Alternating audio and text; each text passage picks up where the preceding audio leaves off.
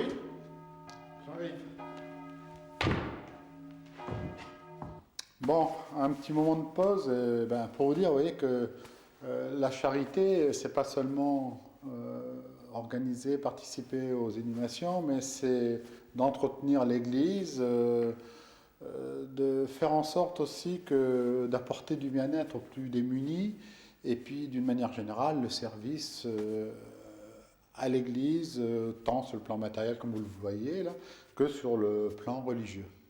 La charité chez nous, être faire de charité chez nous dans nos petites communes, c'est surtout se mettre au service des gens, principalement dans la peine, lors d'un deuil, les accompagner, bon, puis après assurer le service de l'inhumation, bénévolement, surtout.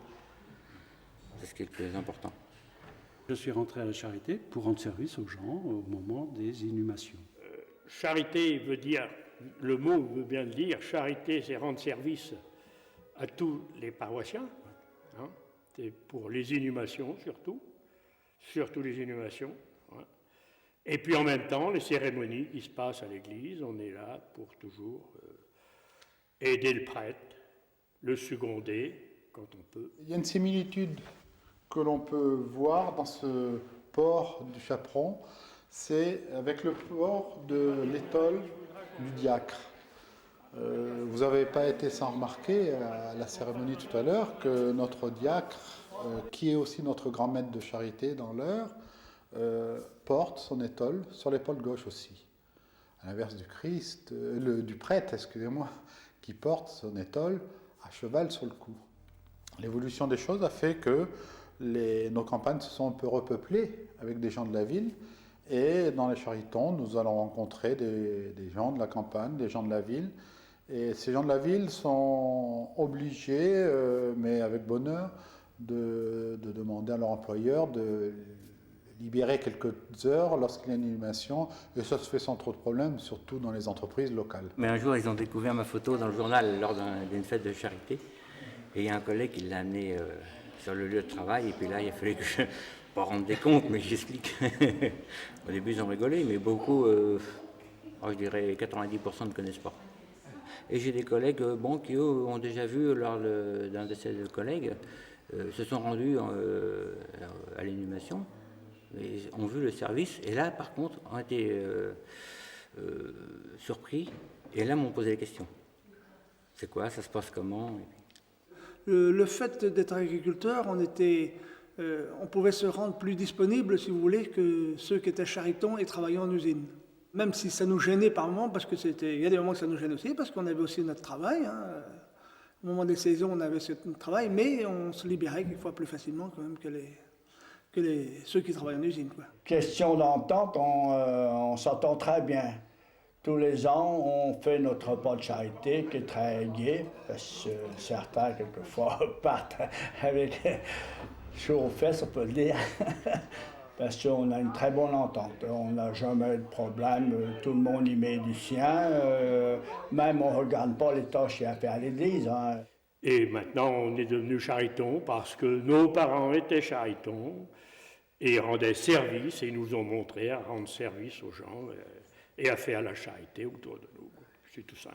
J'ai un bon copain qui s'appelait Feu Monsieur David, Bernard David, qui était lui-même chariton, et qui m'a dit, Duplouy, pas d'histoire, tu rentres à la charité avec nous.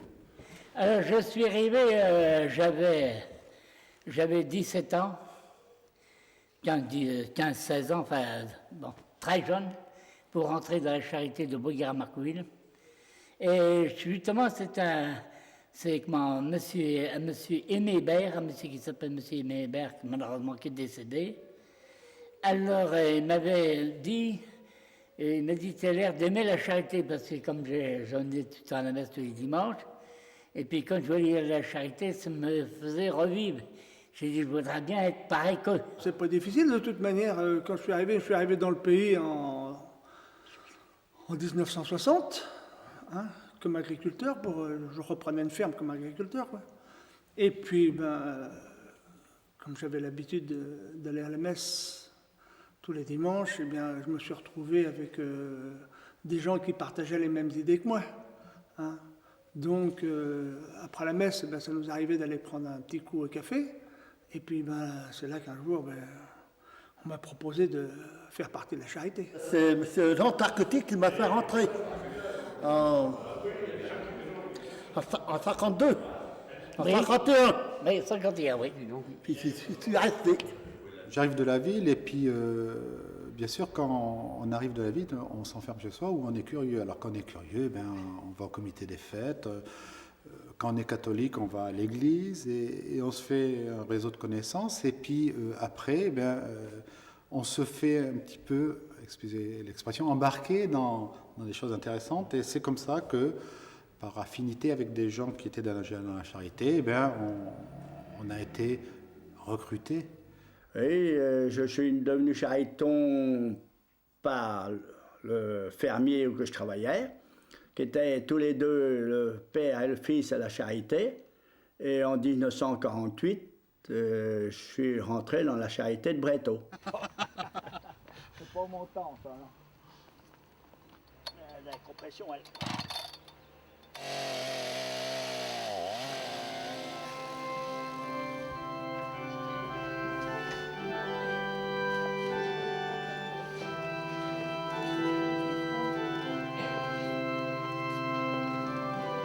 Entre 48 et jusqu'à presque 80, on avait des règles à respecter. On avait des amendes. Quand on allait à la messe, si on arrivait en retard, on avait une amende qui représentait minime. Et celui qui faisait mal son service, par exemple, il avait une amende aussi. Si le chaperon était mal mis, il avait une amende aussi. Et les amendes servaient à faire les rois qui se présentaient au mois de janvier. Et on mangeait l'argent des amendes.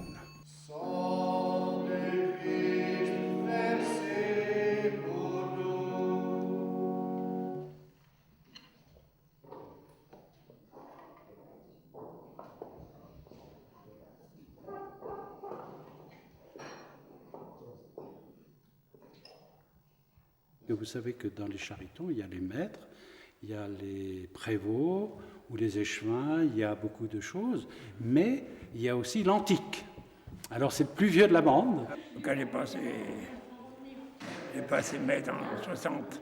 Le maître de charité, Dominique, qui va passer son chaperon à Christian, signe de service pour l'année à venir, puisque c'est tous les ans qu'on change de chaperon, sur Berville. C'est un engagement de service dans l'Église, un engagement à la suite du Christ, donc un engagement à servir tous nos frères les hommes, quelle que soit leur race, leur couleur, leur conviction religieuse. Le frère s'engage dans une confrérie, mais il est bien sûr frère de charité partout. Pour vivre tout cela, Gilbert, est-ce que tu t'engages avec ceux qui t'ont précédé à respecter les règles de la confrérie de Berville, sous l'autorité bienveillante de ton curé et des prêtres coopérateurs? Oui, je m'engage. Est-ce que tu t'engages à respecter les règles de l'union diocésaine sous l'autorité de notre père évêque Jacques David? Oui, je m'engage. Gilbert reçoit le chaperon qui va être remis par Christian, signe de ton service. Alors, bien sûr, dans une année, il n'y a pas que les moments tristes d'inhumation, il y a d'autres moments qui rythment la vie d'une charité. C'est bien sûr avant tout la fête de la charité qui consiste au changement de maître de la charité tous les ans, à un office dominical, et qui est suivi, ce changement, par un repas offert par le maître de charité qui quitte sa charge. Tu me sers alors? Vous pouvez y aller, chef. Ah non, tu te sers.